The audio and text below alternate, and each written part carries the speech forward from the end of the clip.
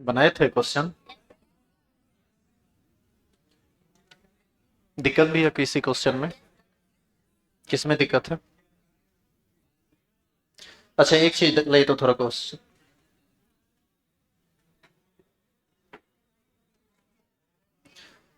सुनिए। आज आपसे पहले 3 बैच क्रैश कोर्स का हो चुका है, और उस सारे बैच में एक चीज थोड़ा हम फील किए जो आपके लिए परेशानी का वजह हो सकता है। इस सब क्वेश्चन को बनाए होंगे तो आपको लिखना तो काफी पड़ा होगा, और लिखे आप वही बात होंगे जो आपके कॉपी में पहले से लिखा हुआ है। तो ये टाइम आपको बर्बाद करने जैसा लग रहा होगा। आप लोग एक काम कीजिए, इसको थोड़ा सा ना, काम को थोड़ा कम कीजिए। क्या है कि इतना काम कीजिएगा तो फिर आप धीरे धीरे, शुरू में एनर्जी है कर लेंगे, बाद में आपको परेशानी होगी। सुनिए, ये जितना भी सब सुनिएगा, ये जितना भी सब्जेक्टिव क्वेश्चन है ये सब बोर्ड एग्जाम में पूछा हुआ क्वेश्चन है। लेकिन इसका ये मतलब नहीं कि ये सारा का सारा क्वेश्चन आपको पूरा का पूरा तरह से मेंटेन ही करना है। 4-5 क्वेश्चन ऐसे हैं जो बहुत ज्यादा पूछे जाने की संभावना रहती है। और शायद कल इसके बारे में कुछ डिस्कशन हुआ था क्या? जैसे लॉन्ग टाइप का question number 1, question number 2, question number 3, और शॉर्ट टाइप का क्वेश्चन नंबर 10। ये क्वेश्चन ना बराबर पूछा जाता है। तो आप इस जिस जिस में हम इंपॉर्टेंट लगा देंगे ना, आप सिर्फ उसको कॉपी में बना लीजिए। बाद बाकी सारे क्वेश्चन को अपने कॉपी में देख लीजिए कि आपको मिला हुआ है या नहीं, या फिर आप उसका आंसर कर सकते हैं या नहीं, या फिर आपको उसको समझने में दिक्कत भी है। यदि दिक्कत है तो यहाँ डिस्कस कर देंगे, यदि दिक्कत नहीं है तो फिर डिस्कशन की कोई बात नहीं। और जो लोग नए हैं, जो कभी पूरा साल भर में पढ़े ही नहीं कुछ, आप परेशान मत होइए। आपके लिए एक शिफ्ट फिर चलेगा सब्जेक्टिव का, उसमें हम एक तरफ से लिखाएंगे, थोड़ा वो उसमें टाइम लगेगा। जो लोग पढ़े हुए हैं उनको पहले थोड़ा इस चीज़ से रिलीज कर देते हैं, और टेस्ट लेंगे अब कंटिन्यू। तो वो लोग अपना टेस्ट देंगे, आगे याद वाद करेंगे, आप लिखिएगा फिर याद कीजिएगा, क्योंकि आप थोड़ा तो पीछे हो ही जाइएगा। साल भर यदि नहीं पढ़े हैं तो कहीं ना कहीं पीछे तो होना ही है। तो इस पूरे क्वेश्चन में आप लॉन्ग टाइप का question number 1, what is N type P type semiconductor, question number 2, what is crystalline and amorphous solid and what are the major differences between them, shortcut defect and Frenkel defect, इसको देख लीजिएगा। और question number 10, what is the difference between ferromagnetic and paramagnetic substance, ये check कर लीजिएगा। बस ये ज़्यादा इंपॉर्टेंट। लेकिन इसका ये कतई मतलब नहीं कि बाद बाकी को छूना भी नहीं है। देखना सबको है, टॉपर के लिस्ट में आना चाहते हैं तब तो सबको अब सब कुछ आना चाहिए, तब तो क्रैश कोर्स का मतलब ही नहीं है, तब तो पूरा का पूरा कोर्स चाहिए। बताइए किसमें दिक्कत? 11 number, explain in which,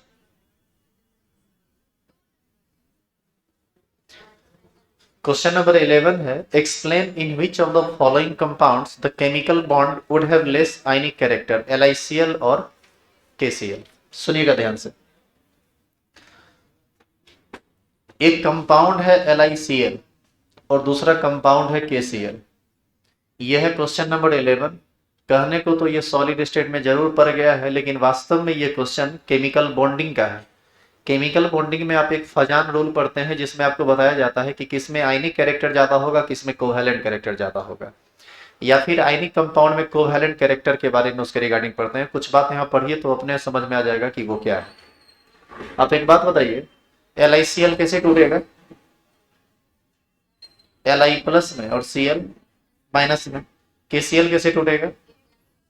K+ में Cl- में। बोथ द कंपाउंड है one common ion, Cl- chloride ion, Cl- दोनों में है ना। तो Cl- के कारण बॉन्ड के नेचर में किसी Cl- के कारण बॉन्ड के नेचर में किसी भी प्रकार का कोई चेंज नहीं आएगा, क्योंकि दोनों में Cl- है। अंतर किसमें है? K+ में और Li+ में, मतलब केटायन में अंतर है। आप जरा बताइए तो Li+ और K+ में किसका साइज बड़ा होगा और किसका साइज छोटा होगा? Li का। लिथियम का एटॉमिक नंबर होता है 3। आप कन्फिग्रेशन लिखेंगे तो आएगा 2 1, लेकिन एक इलेक्ट्रॉन निकल गया था तो एक ही ना सेल बचा इस। तो यह केवल एक सेल वाला एटम, एटम नहीं सॉरी आयन है। और ये K+ है। K+ का एटॉमिक नंबर, पोटेशियम का एटॉमिक नंबर 19। कन्फिग्रेशन क्या होता है? 2881। इस पर एक प्लस दीजिए क्योंकि K पर प्लस है। रिजल्टिंग कन्फिग्रेशन क्या आएगा? 288। बताइए कितना ऑर्बिट है इसमें? 3। तो डेफिनेटली इसका साइज बड़ा है, इसका साइज छोटा है, और इसकी तुलना में इसका साइज बहुत बड़ा है। यदि हम इसको फिगर में इंडिकेट करें तो कुछ इस तरह से इसका साइज छोटा दिखाना पड़ेगा और इसका Cl का थोड़ा बड़ा।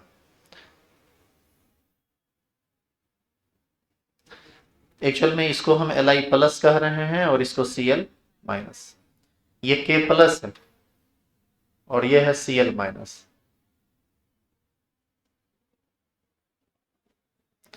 अब इसके कंसेप्ट को समझिए। यहां भी एक पॉजिटिव चार्ज है, यहां भी एक पॉजिटिव चार्ज है, इसका साइज छोटा है, इसका साइज बड़ा है। अब बताइए तो पॉजिटिव पॉजिटिव चार्ज डेंसिटी किस केस में ज्यादा होगा, छोटा वाले केटायन के केस में या बड़ा वाले केटायन के केस में? छोटा वाले में, क्योंकि साइज छोटा है, चार्ज सेम है। साइज बड़ा है, चार्ज उतना ही है, तो यहां पर डेंसिटी ज्यादा होगा। डेंसिटी ज्यादा होने की वजह से क्या होता है, ये Li प्लस Cl माइनस को स्ट्रांगली अपनी ओर अट्रैक्ट करता है, जिसके कारण Li प्लस Cl माइनस के साथ ग्रेटर एक्सटेंट में ओवरलैप कर जाता है। ग्रेटर एक्सटेंट में ओवरलैप करने का मतलब एटॉमिक ऑर्बिटल का, एक एटॉमिक ऑर्बिटल का दूसरे एटॉमिक ऑर्बिटल के साथ ओवरलैप करना होता है। और जिसमें ओवरलैपिंग की बात हो जाए उसमें कोवैलेंट कैरेक्टर आ जाता है। तो यहां पर ओवरलैपिंग अधिक होता है और यहां पर ओवरलैपिंग कम होता है। क्यों? क्योंकि इसका साइज छोटा है, इसका साइज बड़ा है, जिसके कारण इसमें पॉजिटिव पॉजिटिव चार्ज डेंसिटी ज्यादा है और इसमें पॉजिटिव चार्ज डेंसिटी कम है। इसकी वजह से Li प्लस के द्वारा Cl माइनस को पोलराइज करने की क्षमता ज्यादा है, जबकि K प्लस के पोलराइज करने की क्षमता कम है। इसीलिए हम कह सकते हैं कि Cl माइनस में कोवैलेंट कैरेक्टर आने की वजह से आयनिक कैरेक्टर कम हो जाता है। इसका मतलब है कि KCl में आयनिक कैरेक्टर ज़्यादा होगा और LiCl में आयनिक कैरेक्टर कम होगा। तो इसका जो जवाब आप लिखेंगे आपको ये फिगर के साथ दिखाना पड़ेगा। इसको बनाइए तो इसको लिख लीजिए, क्योंकि शायद आप ये नहीं लिखे होंगे वहां पर।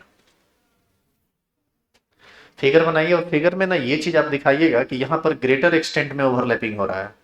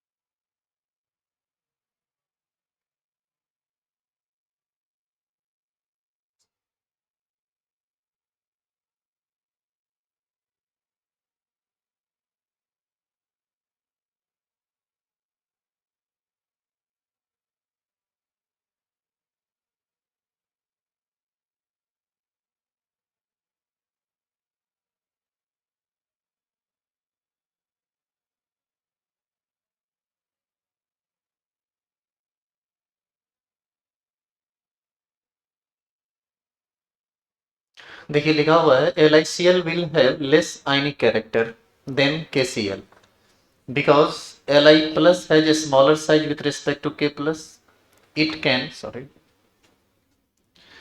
it can polarize Cl minus ion up to a greater extent, hence LiCl is more covalent in nature with respect to KCl. Actual में केमिकल बॉन्डिंग में एक फजान रूल पढ़ना होता है, उसी फजान रूल से पता चलता है कि किस आयनिक सॉलिड में कोवेलेंट कैरेक्टर ज्यादा होगा और किस में कम होगा। अच्छा एक बात बताइए, तो इसके अकॉर्डिंग थोड़ा कंसेप्चुअल बात कुछ पूछना है, इसके अकॉर्डिंग बताइए कि वाटर में घुलने की टेंडेंसी किसकी ज्यादा होगी, LiCl की या KCl की ज्यादा? जिसमें जितना आयनिक कैरेक्टर होगा उसके घुलने की संभावना उतनी ही ज्यादा होगी।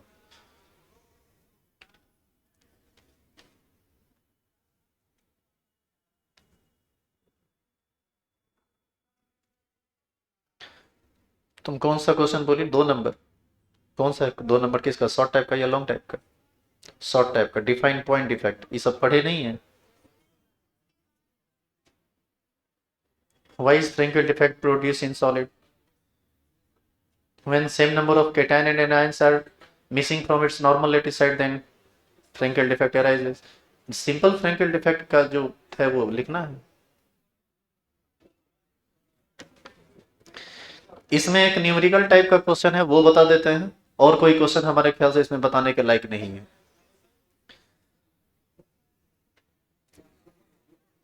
हो गया लिखा हुआ CSCl। अच्छा ठीक है, ये बता देते हैं, ये उस समय नहीं पढ़ाए थे। ठीक, CSCl बता देते हैं, स्ट्रक्चर ऑफ CSCl बता देते हैं, ये भी शॉर्ट टाइप में क्वेश्चन पूछा जाता है।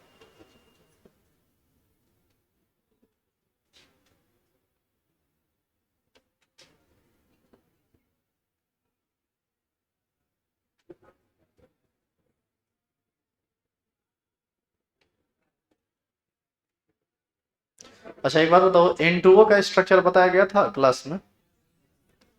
NaCl का सिर्फ CSCl छूटा था। अब कैसे छूटा, आश्चर्य की बात है। इसका मतलब है कि क्लास डिस्टर्ब नहीं हुआ था, पढ़ाने में मिस हुआ था, वहां छूटा था। चलिए कोई बात नहीं, अभी हम कर देते हैं। ये क्वेश्चन पूछा हुआ है CSCl, स्ट्रक्चर का डिस्क्रिप्शन पूछता है तो CSCl ही पूछता है।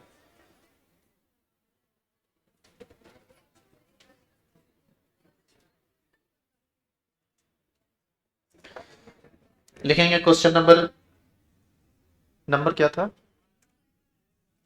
12। क्वेश्चन नंबर 12 का आंसर लिखिए तो।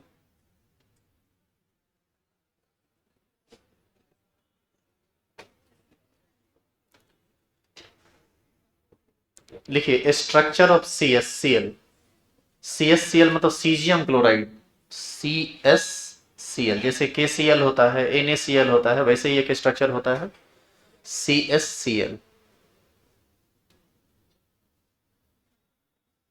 अब CSCl स्ट्रक्चर होता कैसा है, पहले आप इसको ना समझिए। उस समय समझते तो थोड़ा ज्यादा बढ़िया होता, लेकिन अभी अब समझाना पड़ रहा है, जो छूट गया तो मिटा दो इसे।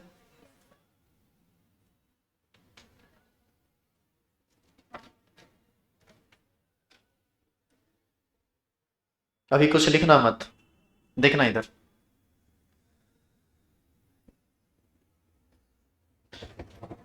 CSCl एक आयनिक सॉलिड है जिसमें 2 प्रकार का आयन है, CS प्लस केटायन के रूप में और Cl माइनस एनायन के रूप में। अब हम आपको 1 बाय 1 बताते हैं कि CS प्लस का अरेंजमेंट कैसा होता है, फिर देखेंगे Cl माइनस का अरेंजमेंट कैसा होता है। इसको देखिए, इसका जो स्ट्रक्चर होता है CS प्लस का, ये कुछ ऐसा होता है। थोड़ा ध्यान से देखिएगा, नहीं तो बाद में बनाने में आपको समस्या होगी। CSCl में CS प्लस का जो अरेंजमेंट होता है वह रेगुलर सिंपल क्यूबिक अरेंजमेंट में होता है। इसमें कुछ बात इमेजिनरी, मतलब इमेजिनेशन से समझ में, आप इमेजिनरी है नहीं, इमेजिनेशन से समझ में आएगा, इसलिए उस इमेजिनेशन को आपको समझना है। देखिएगा ध्यान से, ये एक सिंपल क्यूब यदि हम बनाना चाहें तो बॉल को कहां कहां पर रखेंगे, किस किस पोजीशन पर? सिर्फ और सिर्फ कॉर्नर पोजीशन पर। तो बॉल को आप कॉर्नर पोजीशन पर दिखा दीजिए, और बॉल को जो कॉर्नर पोजीशन पर आप दिखाएंगे वो,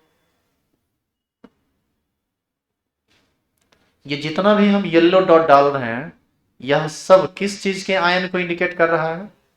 CS प्लस के आयन को। अब आपको क्या करना है, इसी टाइप का एक और फोटो बनाना है।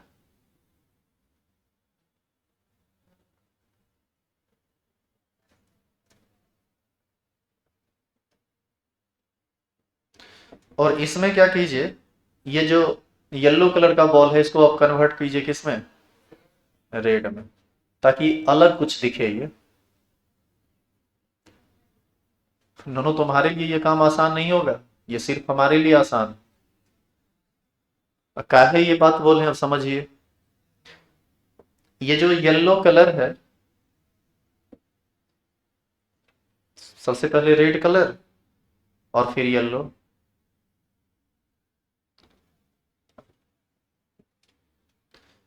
ये जो येलो कलर है ना, ये है CS प्लस, और ये जो रेड कलर है ये है Cl माइनस। अच्छा एक बात बताइए, ऐसा कोई सॉलिड हो सकता है आयनिक सॉलिड जिसमें सारा CS प्लस एक तरफ है और सारा Cl माइनस एक तरफ है? लड़का लड़की वाला तो बात यहाँ है नहीं कि सब लड़का लोग एक तरफ बैठे हुए हैं लड़की लोग एक तरफ, ऐसे तो वो रहेगा नहीं अरेंज किया हुआ। क्यों नहीं होगा? क्योंकि आप लोग के पास चार्ज भले नहीं हो, इसके पास क्या है? कैसा charge? Positive charge. Positive charge क्या करेगा? एक दूसरे को रिपेल करेगा, कभी भी स्टेबल रहने नहीं देगा। तो वास्तव में ये ऐसे रहता भी नहीं है। ये एक्चुअल में कैसे रहता है वो समझो। जितना भी CS प्लस है सब का सब सिंपल क्यूबिक स्ट्रक्चर में रहता है, जितना भी Cl माइनस है सब का सब सिंपल क्यूबिक स्ट्रक्चर में रहता है। अब इस दोनों को हम देखिए कैसे मिक्स कर रहे हैं। ये जो बॉल है ना, रेड कलर वाला बॉल, इस रेड कलर वाले बॉल को आपको लाना है इस क्यूब के बिल्कुल सेंटर में, बॉडी के सेंटर में। यानी कॉर्नर कॉर्नर पोजीशन पर दिखेगा कौन? CS प्लस, और बॉडी के सेंटर में कौन दिखेगा?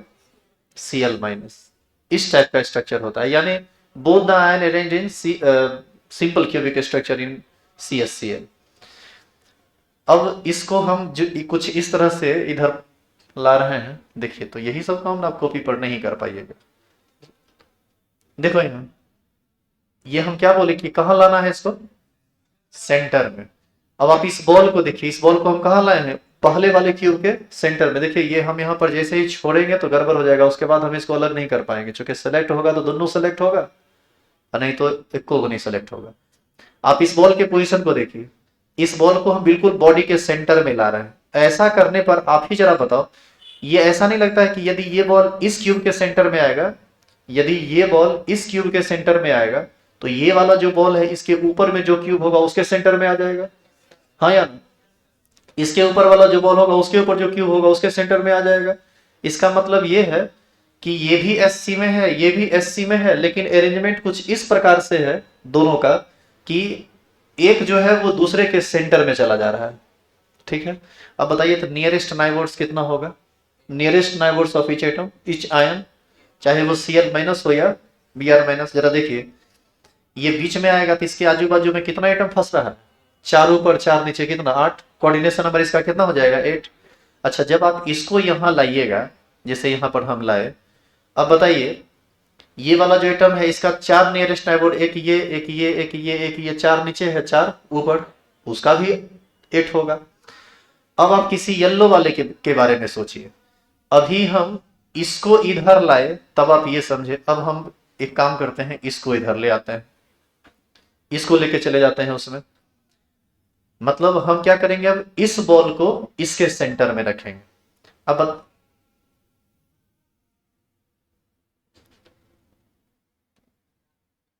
मजाक हो गया?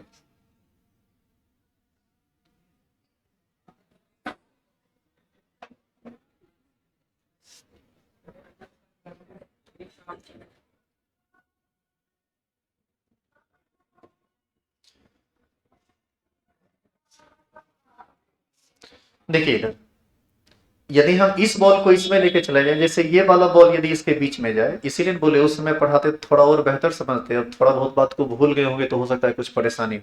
अब बताइए तो इसका नियरेस्ट नाइबर्स कितना है? इसका मतलब आपको नहीं लगता है कि ये दोनों एक दूसरे के इक्विवेलेंट पोजीशन में है?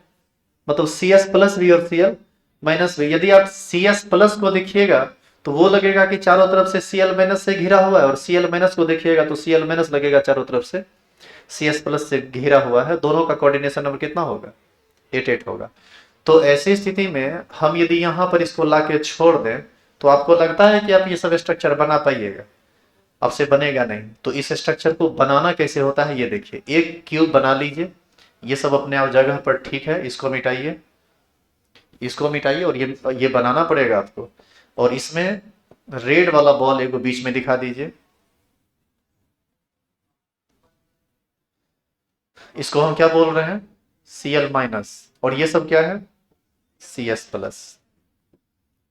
बस इतना ही आपको स्ट्रक्चर दिखा देना है, और इसके रिगार्डिंग कुछ लिख देंगे हम बाद में।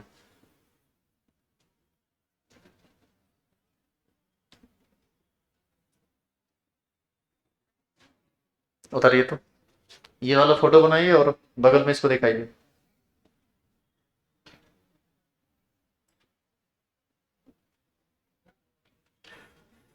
और इसके नीचे में लिखिए।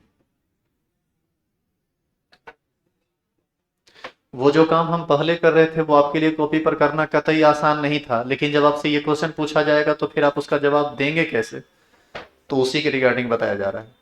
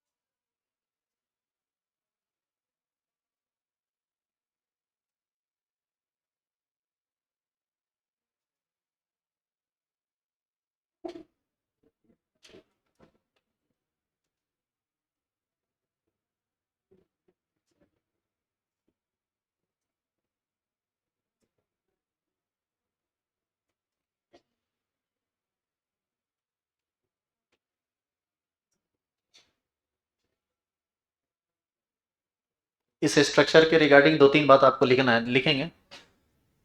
बढ़े आगे। इसमें आप डिफरेंट कलर नहीं दे सकते, तो एक का साइज बड़ा दूसरे का साइज छोटा दिखा दीजिए, तो उससे भी स्पष्ट हो जाएगा यदि आप वन तो सिंगल कलर में चल रहे हैं तो।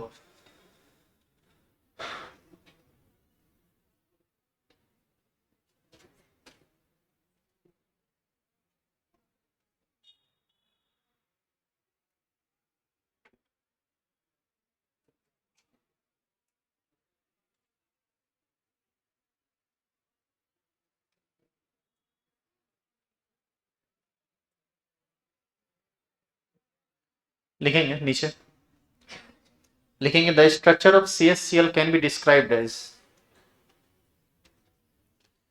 The structure of C S C L can be, the structure of C S C L can be described as. एक दो पॉइंट करके लिखना है, नीचे में लिखिए point number 1, described as.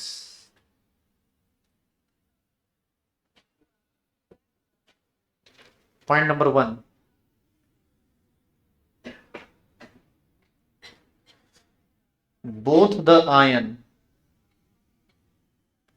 both the ion that is Cs plus and Cl minus form simple cubic structure. Both the ion that is Cs plus and Cl minus form simple cubic structure. Point number 2, point number 2 को पहले समझिए। ये Cl minus बीच में फंसा तो इसका surrounding atom कितना है? 8। तो हम कह सकते हैं Cl minus ion is surrounded by 8 Cs plus ion. It means coordination number of Cl minus in this structure will be 8. And similarly, Cs plus each Cs plus ion is surrounded by 8 Cl minus ion, and hence coordination number of Cl minus ion is also 8. It means both the ion have 8 coordination number. लिखेंगे point number 2.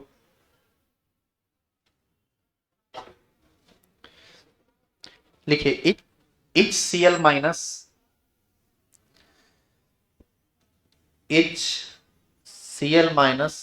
ion is surrounded by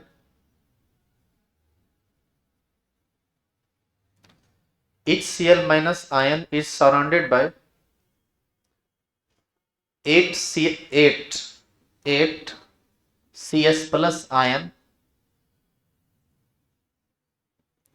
8 Cs plus ion. Hence coordination number of Cl minus ion, coordination number C dot N dot लिख दीजिए ना. Hence coordination number of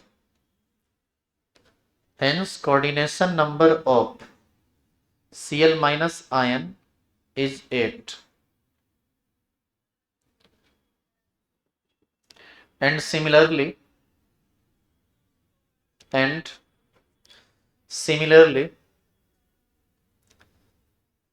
आप उल्टा बात लिख देंगे इसी का. क्या लिखेंगे? each Cs plus ion is surrounded by 8 Cl minus ion, and hence coordination number of Cs plus ion is also 8. लिख दीजिए इसको, आगे पूरा कीजिए खुद से.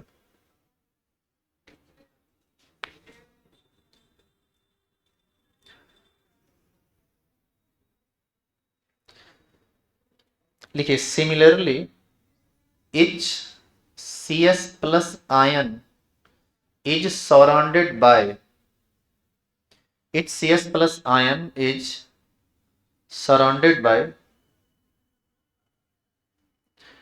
8 Cl minus ion, and hence coordination number of Cs plus ion is also 8.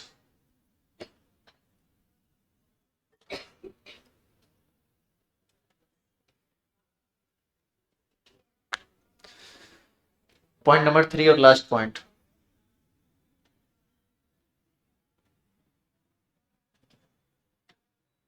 सुनिए, यहां से एक बात स्पष्ट तौर पर देखा जा सकता है कि यदि हम Cl माइनस को कॉर्नर पर रख के सोचें तो Cs प्लस बॉडी के सेंटर में जाता है, और यदि हम Cs प्लस को सेंटर में रख के सोचे, यदि इसका उल्टा कह दीजिए, मतलब यदि हम सारे कॉर्नर पर Cl माइनस को ले तो बीच में Cs प्लस जाता है, और यदि हम सारे कॉर्नर पर Cs प्लस को ले तो बीच में Cl माइनस जाता है.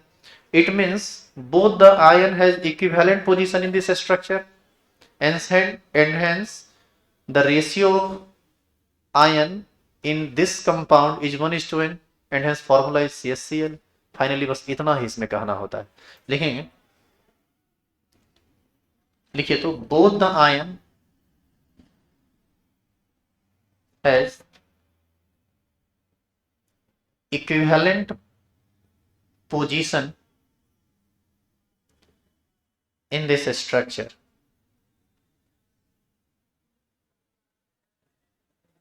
Hence molecular formula is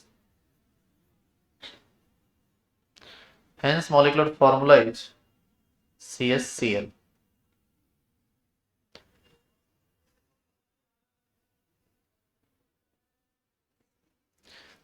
अब हमको एग्जैक्टली याद आ रहा है कि इस क्लास में एक्चुअल में हुआ क्या था.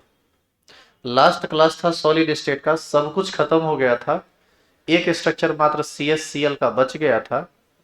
दो चीज बचा था, CsCl का स्ट्रक्चर और एक LiCl और KCl में कौन आयनिक ज्यादा होता है कौन कम. क्लास ओवर हो गया था, बहुत ज्यादा लेट हो गया था छुट्टी देने में, तो बोले थे कि अगला दिन खत्म कर देंगे, लेकिन अगला दिन नया चैप्टर आपका स्टार्ट हो गया और ये बोला गया था कि इसको संडे को पढ़ा देंगे. जिस दिन संडे को पढ़ाना था उस दिन एक लड़का तमाशा करने लगा था तो क्लास डिस्टर्ब हुई थी, तो बाद में हम उसको डिस्टर्ब कर दिए, तो यही सब हुआ था। इस वजह से ये क्लास हो नहीं पाया था और बाद में ध्यान नहीं रहा। खैर कोई बात नहीं, वो दोनों बात आज आप पढ़ चुके हैं, हमारे ख्याल से अब दिक्कत नहीं होनी चाहिए। तो इसको, एक न्यूमेरिकल क्वेश्चन है, इसको देख लेते हैं। इसको मिटा दो ना। देखिए, न्यूमेरिकल केमिस्ट्री में या फिजिक्स में आप यदि न्यूमेरिकल पर कमांड रखते हैं ना, तो आपके लिए काम बहुत आसान हो जाता है। काहे आसान हो जाता है इसको समझो।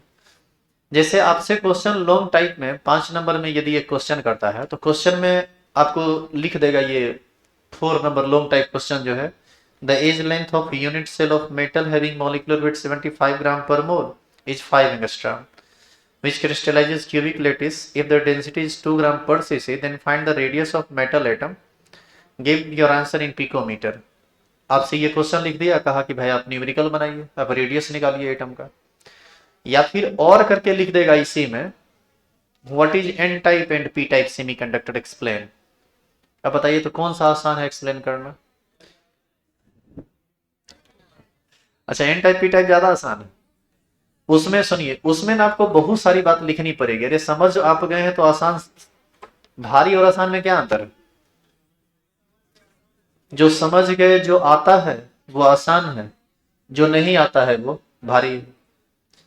लेकिन फिर भी उसमें लिखना आपको ज्यादा पड़ेगा, इसमें एन टाइप और पी टाइप सेमीकंडक्टर में।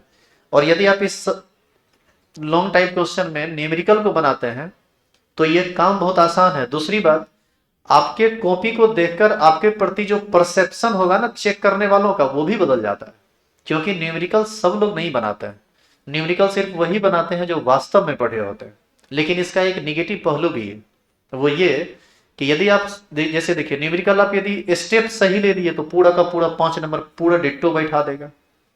जैसे ही गलत स्टेप लिए, पूरा का पूरा काट के क्या बैठाएगा? 0।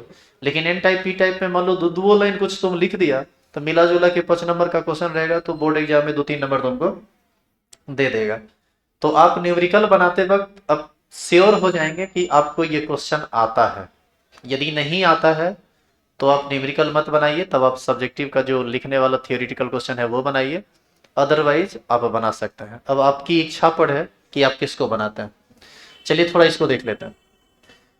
The edge length of unit cell of metal having molecular weight 75 gram per mole is 5 angstrom. देखिए दो चीज दिया, एक दिया एज लेंथ, ये लॉन्ग टाइप का क्वेश्चन नंबर 4 है। एज लेंथ कितना दिया? 5 एंगस्ट्रॉम। एज लेंथ को किस चीज से इंडिकेट करते हैं? ए से। एंगस्ट्रॉम में दिया है। एंगस्ट्रॉम को आप सेंटीमीटर में बदल सकते हैं या मीटर में बदल सकते हैं यदि जरूरत पड़ा तो। जरूरत पड़ेगा हमारे ख्याल से। इसका बताइए एटॉमिक वेट कितना दिया? 75। एटॉमिक वेट को ही हम लोग m से इंडिकेट करते हैं। Which crystallizes in cubic lattice।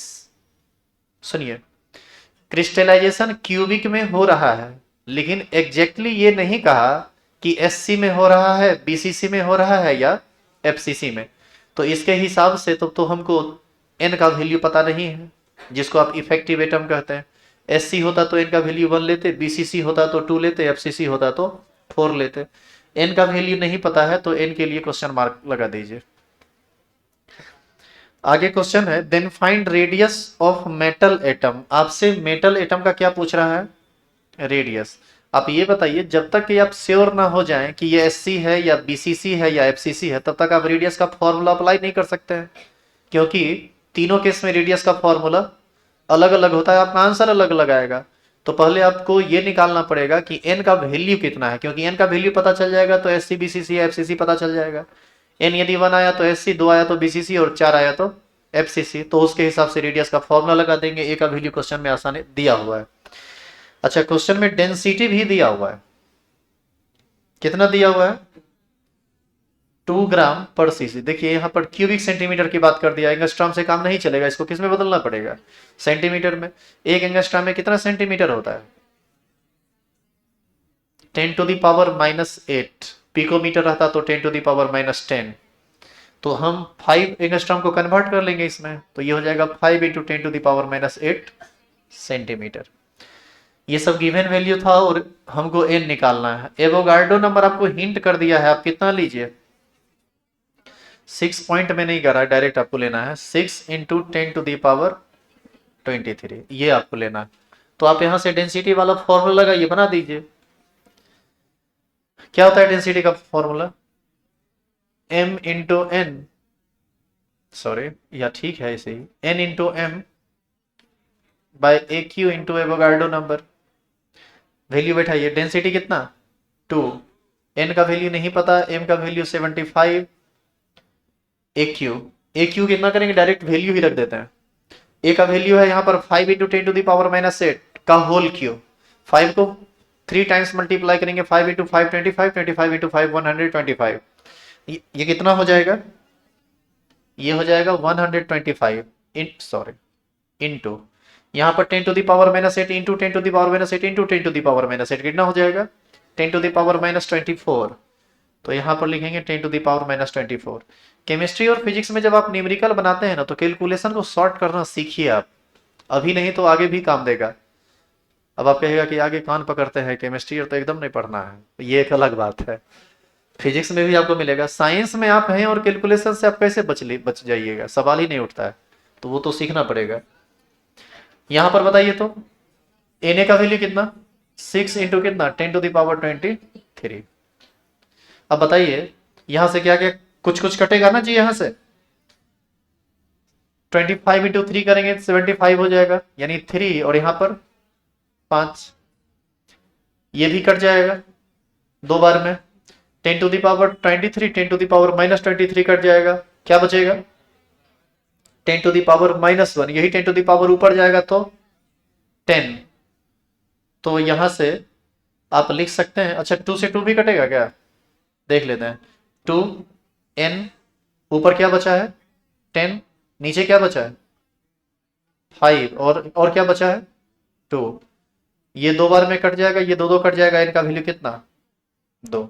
n का वैल्यू यदि 2 आया, इसका मतलब है कि क्रिस्टलाइजेशन किस में हो रहा है, बीसीसी में हो रहा है। अब यदि हमको इतना बात का पता चल गया, तो बीसीसी के लिए रेडियस का क्या फॉर्मूला होता है, for BCC r is equal to √3a/4। A का वैल्यू क्वेश्चन ऑलरेडी दे चुका है आपको, कितना r is equal to √3 into centimetre में पहले लिख लीजिए, कितना 5 इंटू 10⁻⁻8 बाई कितना 4। लेकिन ये आंसर आपको किस में आया, सेंटीमीटर में। आपसे क्या कह रहा है, give your answer in picometre, तो सेंटीमीटर को किस में बदलना पड़ेगा, पिकोमीटर में। तो आपको तो पहले ये आना चाहिए कि सेंटीमीटर को पिकोमीटर में बदलेंगे कैसे, उसके लिए आप सेंटीमीटर और पिकोमीटर के रिलेशन पढ़ जाइए।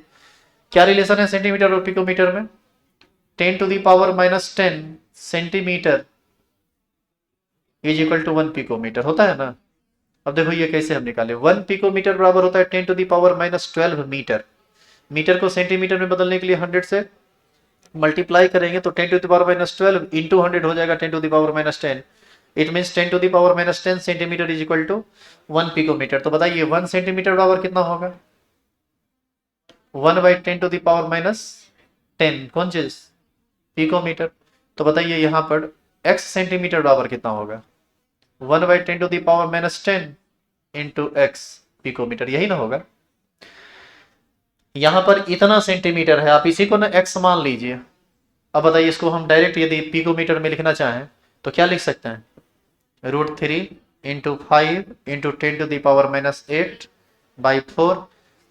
ये पूरा का पूरा क्या है x, इसको मल्टीप्लाई करना पड़ेगा कितना से, 1/10⁻10 कह लीजिए, या मल्टीप्लाई कर दीजिए 10⁻10 से। बात एक ही हुआ ना, यही आपका हुआ आंसर।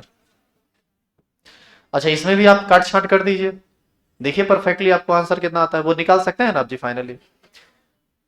अब देखो ये काम करना हमको लगता है ना कि ये काम बहुत आसान है, लेकिन हमको इसलिए आसान लगता है क्योंकि ये हमको परफेक्टली आ रहा है, पता है। उसमें हम लिखते तो बताओ इतना जल्दी लिख पाते उसका आंसर। सबसे बड़ा चीज है ना कि इसमें आपके प्रति परसेप्शन चेंज हो जाता है कॉपी चेक करने वालों का। आप दूसरा क्वेश्चन में यदि थोड़ा बहुत गलती भी करेंगे तो उसको ये दिमाग में आ जाता है कि अरे यार ये न्यूमेरिकल बनाने के लायक बच्चा है, हो सकता है कि एक आध को बात नहीं आया तो उसको इग्नोर भी कर दे, खास करके बिहार बोर्ड में। तो आप इन सब चीजों का फायदा उठा सकते हैं। इस टाइप की जो साइकोलॉजी होती है कॉपी चेक करने वालों की, उसका फायदा उठा सकते हैं। एक और चीज तुम ध्यान रखना, जब तुम क्वेश्चन बनाओगे तो कोशिश करना पहले वो सब क्वेश्चन बनाने का जो तुमको खुद आता है, जिसको तुम खुद से लिख सकते हो। हालांकि तुम्हारा एक कैरेक्टर बड़ा अजूबा है, तुम्हारा नहीं, हम भी जब स्टूडेंट थे तो हमारा भी। बहुत कम लोग ऐसे होते हैं जो इतने ईमानदार होते हैं। जैसे आपको हम N type P type semiconductor बताए हुए हैं।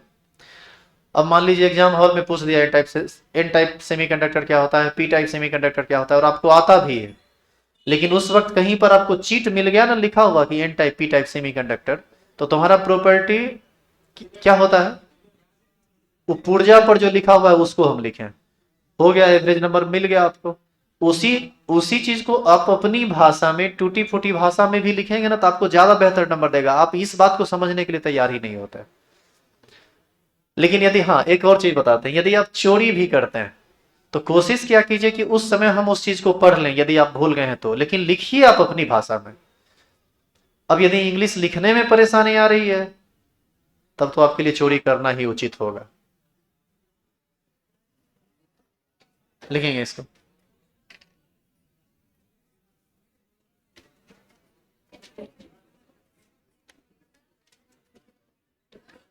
आप लोग क्वेश्चन लिए सॉल्यूशन का, कल सॉल्यूशन डिस्कस होगा ऑब्जेक्टिव, और कल से टॉपिक भारी हो जाएगा। तो बहुत आसान चैप्टर था, इस चैप्टर में सच पूछिए तो कुछ हो नहीं था। वहां से काम आपको करके लाना है, कल पूरा सॉल्यूशन रिवाइज कर लेंगे। सुनिएगा, कॉपी का एक एक लाइन देख के आइएगा आप अगला दिन, कॉपी लेकर आइएगा क्लास में, सारे ऑब्जेक्टिव क्वेश्चन को बनाकर लाइएगा, और इस चैप्टर को और बढ़िया से आप तैयार कीजिए आगे का जो भी टाइम है, क्योंकि सॉल्यूशन चैप्टर खत्म होगा तुरंत टेस्ट होगा आपका। 2 चैप्टर का मिला के एक टेस्ट हमेशा चलता रहेगा। देखें कि क्या तैयारी आपकी चल रही है।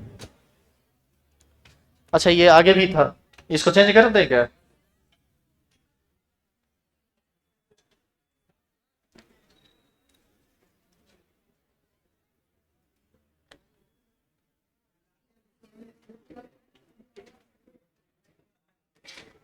ये किनकी है?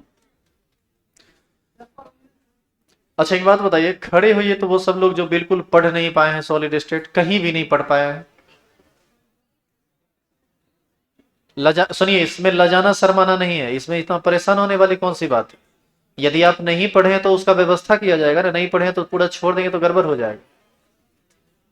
तो आप लोग जो भी नहीं पढ़े, आप लोग को एक बार फिर से टाइम दिया जाएगा सब्जेक्टिव के लिए। तो सब्जेक्टिव के लिए टाइम दिया जाएगा, तो उसमें एक एक सब्जेक्टिव हम लिखा भी देंगे, समझा भी देंगे, ठीक है। तो आप लोग ज्यादा टेंशन मत लीजिए, आपके लिए फिर दोबारा एक बार फिर से सब्जेक्टिव होगा। बाद बाकी जो लोग पढ़े उनको थोड़ा आगे बढ़ने दीजिए, ठीक है। अगला दिन फिर सॉल्यूशन डिस्कस कीजिए, ऐसे भी दिन नहीं काटना है, सॉल्यूशन डिस्कस करेंगे फिर लगातार तेजी में उसको खत्म करना है, फिर पीछे से आप लोग को लेके चलेंगे। बैठ जाइए। कुछ पूछना है इस चैप्टर में और? आइए कल से सॉल्यूशन के लिए जो क्वेश्चन ले लिए क्वेश्चन ले लीजिए।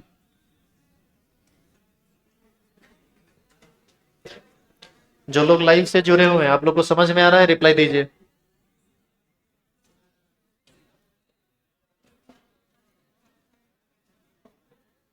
नीरज, बलिंदर, आर्यन सिंह, रवीश भारद्वाज, आप लोग को समझ में आ रहा है?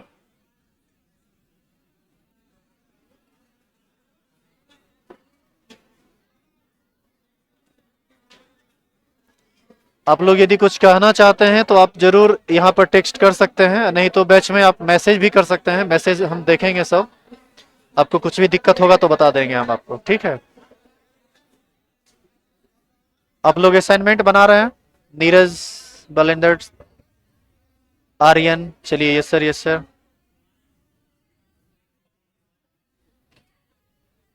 किसी भी प्रकार का कोई भी दिक्कत हो तो मैसेज कीजिए या फिर कमेंट सेक्शन में लिखिए। क्लास के बीच में यदि हम नहीं भी देखेंगे तो लास्ट में देख लेंगे। क्लास में पढ़ाने की धुन में उतना ध्यान नहीं जाता है, आगे से ध्यान रखेंगे। दूसरी बात है कि क्लास में सब बच्चा बैठा हुआ रहता है तो थोड़ी परेशानी होती है।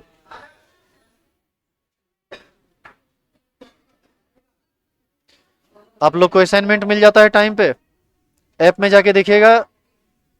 सर फिलहाल हम नहीं बना रहे हैं। आर्यन सिंह बनाइए, बना नहीं रहे तो बनाना चाहिए आपको।